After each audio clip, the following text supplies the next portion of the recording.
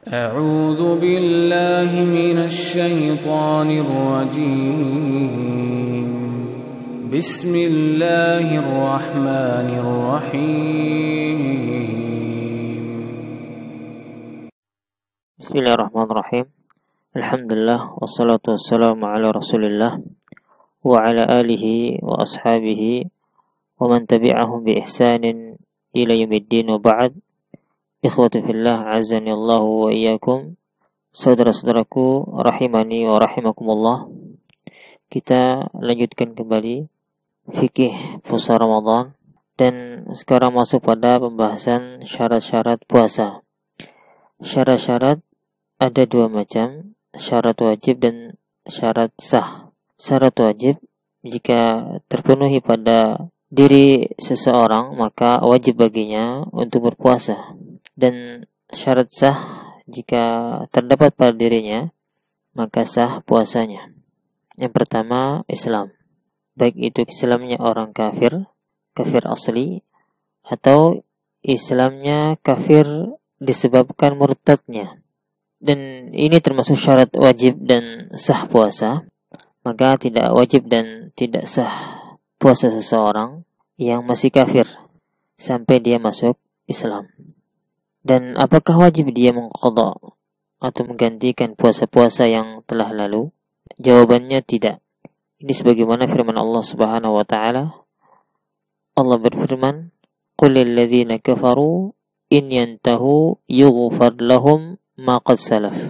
Katakanlah kepada orang-orang kafir itu, jika mereka berhenti dari kekafirannya, niscaya Allah Subhanahu wa taala akan mengampuni mereka atas dosa-dosa yang telah ia lakukan, yang sudah lalu.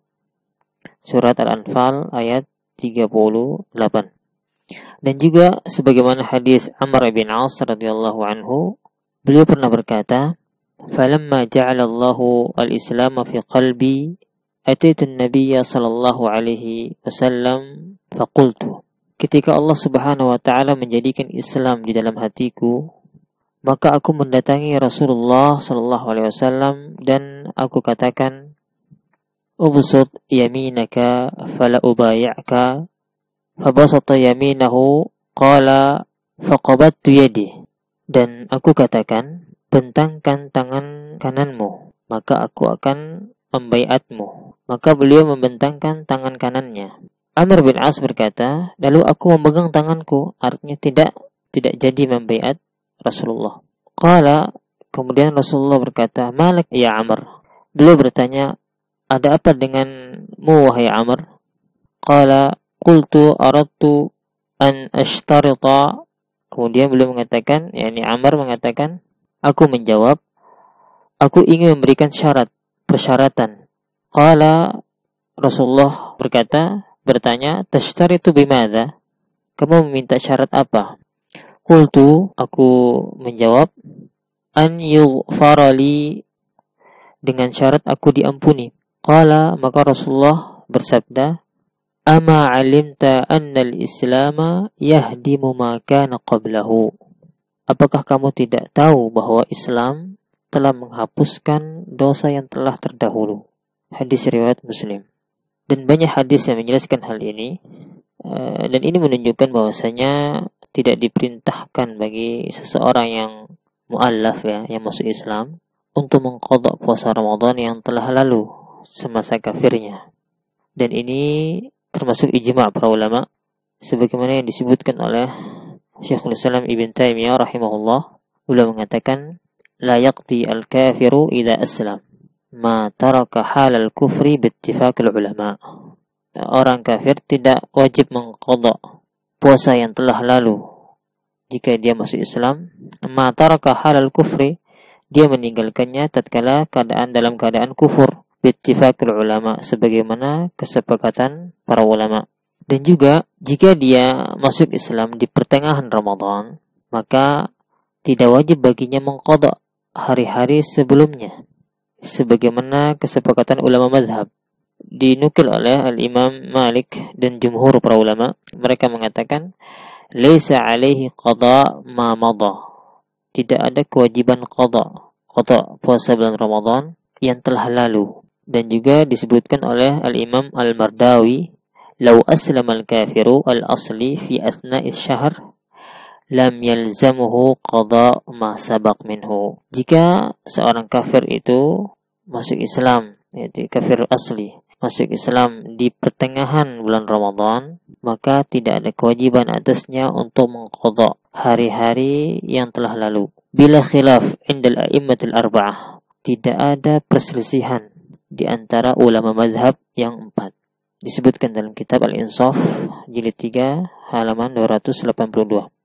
Akan tetapi bagaimana jika dia masuk Islam di pertengahan hari atau di siang hari misalnya di bulan Ramadan?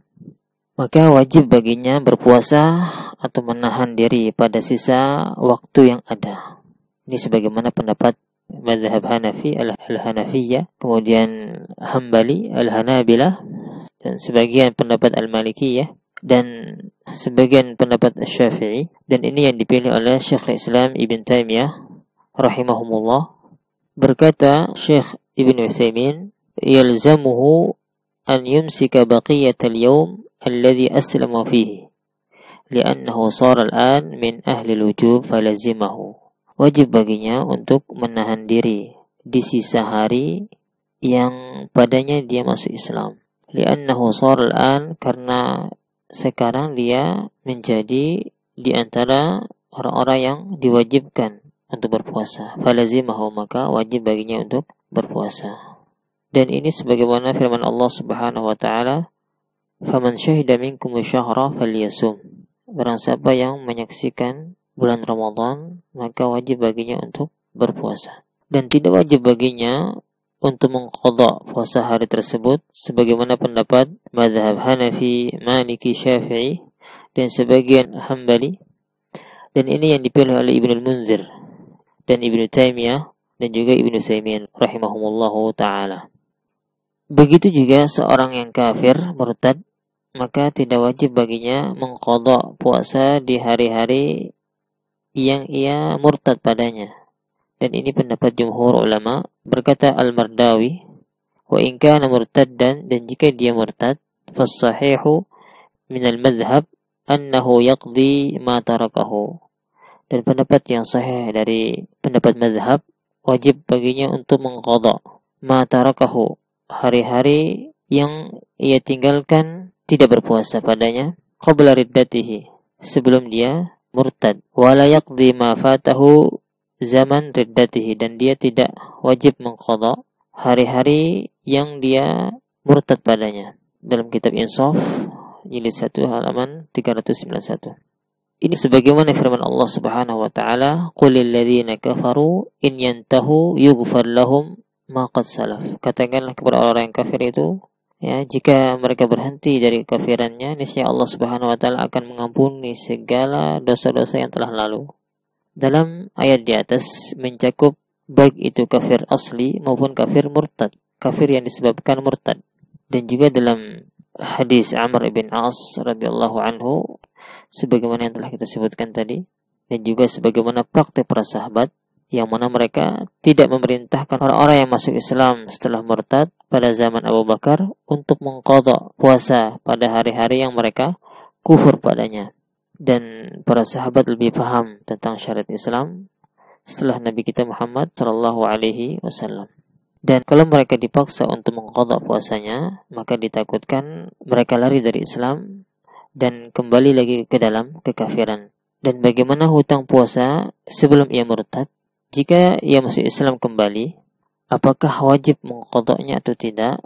Jawabannya adalah wajib baginya mengqadha puasanya tersebut, hutang-hutangnya tersebut. Dan ini pendapat jumhur para ulama, karena dia meninggalkan puasa pada waktu itu dalam keadaan muslim.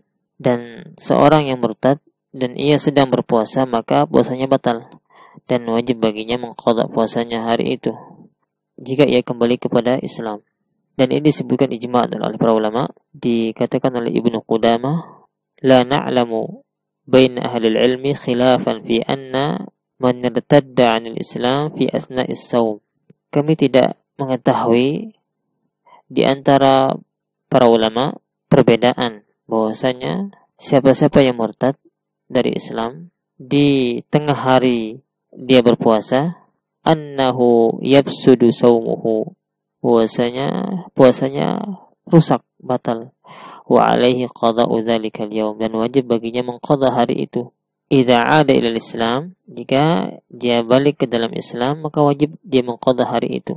Sawa'un aslama fi asna'i al-yaum, baik itu dia masuk Islam di pertengahan hari, atau ba'da inqidha'ihi, atau setelah selesai dari hari tersebut. Semoga bermanfaat. Wassallallahu ala nabiyyina Muhammad wa akhiru da'wana alhamdulillahi rabbil alamin.